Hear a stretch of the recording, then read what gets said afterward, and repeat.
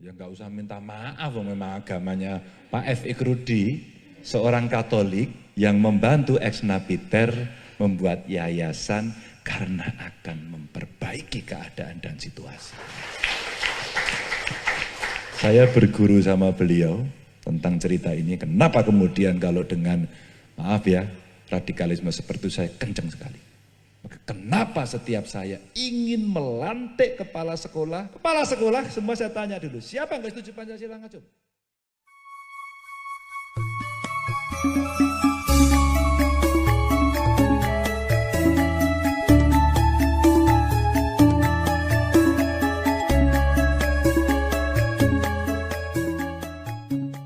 Assalamualaikum warahmatullahi wabarakatuh. Salam sejahtera untuk kita semua, salam budaya.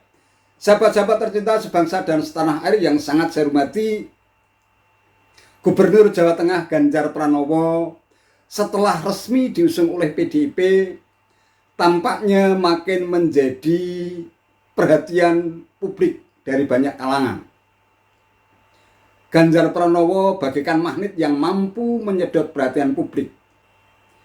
Pertanyaan yang muncul kemudian adalah apakah karena sosok Ganjar Pranowo ini sebagai seorang politisi senior yang sudah syarat pengalaman, atau karena faktor Ganjar yang mampu menunjukkan kemesraan dengan istrinya dimanapun dan dalam situasi apapun untuk menunjukkan bahwa ia hidup dalam sebuah keluarga yang sakinah mawaddah warahmah, atau karena sikap santai seorang Ganjar Pranowo ketika diterpa isu-isu negatif mulai dari film porno, kemudian juga kasus Wadas. Nah, setelah saya coba untuk mengulik rekam jejak seorang Ganjar Pranowo, kenapa ia begitu digandrungi rakyat di negeri ini dari banyak kalangan, ternyata karena ini penyebabnya. Kenapa? Saya waktu ditangkap itu karena di rumah saya di Kulon Progo, di rumah ibu saya, di rumah simbok saya itu masih ada sisa peluru 800 butir, kemudian beberapa kotak bahan peledak. Kemudian waktu pengambilan itu saya kan diajak oleh polisi, kemudian mengambil di rumah ibu saya, malah mau nangis saya, Pak.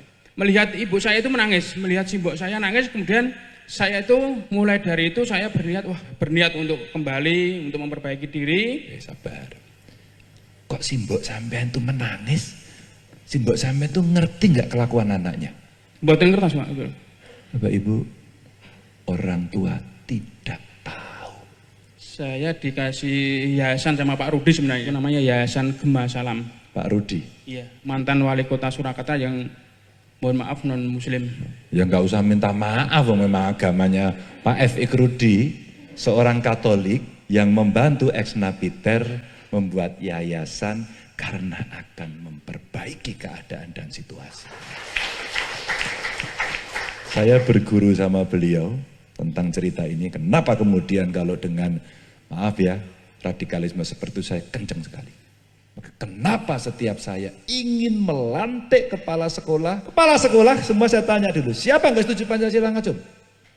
Kalau nanti saya tahu Anda membuat gerakan-gerakan yang merongrong negara ini dengan nilai-nilai di luar Pancasila, apakah saudara mau saya ambil tindakan?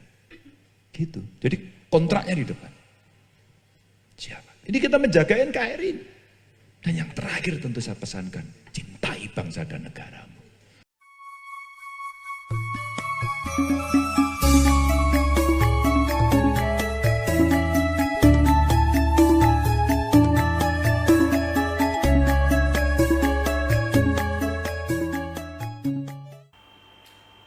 Ya, bagi saya penafsiran saya sederhana. Mengapa sosok Ganjar ini mampu menjadi magnet yang mampu menyedot perhatian mayoritas rakyat di negeri ini. Tidak hanya warga Jawa Tengah, tetapi juga hampir semua rakyat di berbagai wilayah Nusantara yang sangat mendambakan negara kesatuan Republik Indonesia ini tetap utuh berdasarkan pada Pancasila, Undang-Undang Dasar 1945 dan Bhinneka Tunggal Ika. Dan sosok Ganjar melalui video tadi dengan tegas tidak akan memberikan ruang, tidak akan memberikan panggung kepada kelompok-kelompok intoleran, kepada kelompok-kelompok radikal yang seringkali menggunakan agama sebagai alat dan senjata politik untuk menghantam kalangan yang tidak seideologi dengan mereka.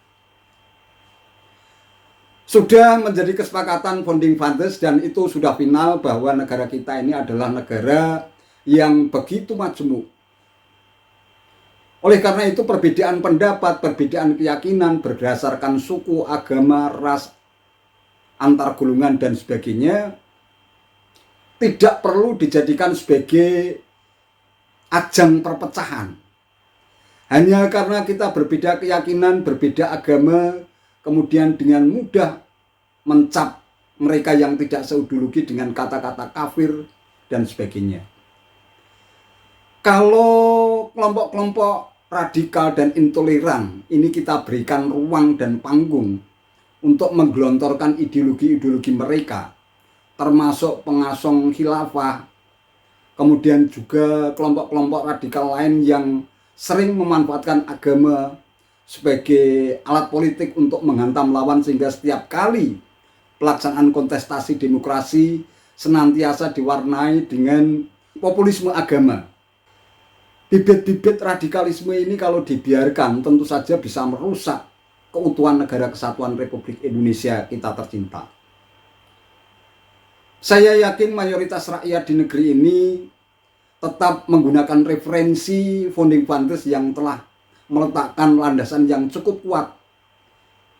Karena mengingat situasi dan kondisi, tidak hanya soal geografis tetapi juga soal keyakinan dan agama, adat, budaya, juga nilai-nilai kearifan lokal yang lain ini pantas untuk kita hormati dan kita berikan ruang untuk berkembang sesuai dengan peradaban di tingkat lokal masing-masing. Oleh karena itu jangan sampai kebinekaan, kemajemukan, dan semboyan Bhinneka Tunggal Ika ini akhirnya terancam oleh kelompok-kelompok tertentu yang justru akan menjadi bumerang bagi keutuhan negara kita. Dalam video tadi juga tersirat bagaimana ketegasan sikap seorang Ganjar di dalam upaya untuk melawan radikalisme yang dimulai dengan rekrutmen kepala sekolah. Mengapa kepala sekolah ini menjadi penting untuk dilakukan kontrak lebih dahulu sebelum dia menjabat? Disadari atau tidak, memang ada sekolah-sekolah tertentu yang dianggap dan dinilai anti Pancasila, bahkan tidak pernah mau menyanyikan lagu kebangsaan Indonesia Raya, mengibarkan bendera merah putih, dan seterusnya. Dan itu memang realitasnya ada. Oleh karena itu, lembaga pendidikan yang menjadi starting point dalam upaya untuk pengembangan sumber daya manusia, tempat anak-anak kita yang kelak nanti akan menjadi generasi penerus para pemimpin di negeri ini, tentu saja harus memiliki landasan yang kuat sehingga mereka tetap mengakui Pancasila, Undang-Undang Dasar 45, NKRI, dan Bhinneka Tunggal Ika ini sebagai pilar yang sangat kuat untuk tetap menjadikan bangsa Indonesia sebagai bangsa besar di tengah-tengah keberagaman. Kita tentu saja sepakat dengan langkah tegas yang dilakukan oleh seorang Ganjar Pranowo, lebih-lebih kalau memang nanti rakyat menghendaki seorang Ganjar Pranowo itu memimpin negeri ini, maka kelompok-kelompok pengasong khilafah yang ingin menggantikan Pancasila sebagai ideologi negara, tentu saja mereka tidak akan memiliki panggung untuk mengganti Pancasila sebagai dasar dan ideologi negara. Ya, itulah sosok seorang Ganjar yang berani memberikan garansi bahwa dirinya tidak akan pernah memberikan panggung dan ruang hidupnya kelompok-kelompok radikal yang bisa merusak negara kesatuan Republik Indonesia yang berdasarkan Pancasila, Undang-Undang Dasar 45, dan juga Bhinneka Tunggal Ika. Tentu saja saya tidak bermaksud untuk mengiklankan, mempromosikan atau mengamanyekan seorang Ganjar Pranowo itu untuk dipilih. Saya sangat menghargai pilihan politik dari saudara-saudara kita. Bagi saya hanya satu memang komitmen saya untuk benar-benar negara kesatuan Republik Indonesia ini tetap terjaga keutuhannya. Jangan sampai terkena limbah politik identitas yang dengan sengaja dikembangkan oleh kelompok-kelompok intoleran yang justru menginginkan adanya perpecahan di negara kita, sehingga setiap kali kontestasi demokrasi selalu diwarnai dengan berita-berita hoax, kemudian juga populisme agama, mereka yang tidak sekeyakinan dan seagama kemudian dituduh sebagai kafir dan sebagainya. Jangan sampai negeri kita ini terkoyak-moyak hanya karena perbedaan pilihan politik. Kita berikan ruang sebebas-bebasnya kepada seluruh rakyat Indonesia untuk memilih sosok yang tepat. Yang penting satu catatan yang harus kita jadikan sebagai cetak biru, jangan sampai kita salah memilih hingga akhirnya kelompok-kelompok radikal yang bisa mengganggu keutuhan negara kita, negara kesatuan Republik Indonesia ini terancam terpolarisasi, terjadi gesek-gesekan hanya karena perbedaan pilihan politik. Itu saja yang bisa saya sampaikan. Terima kasih atas perhatiannya. Wassalamualaikum warahmatullahi wabarakatuh.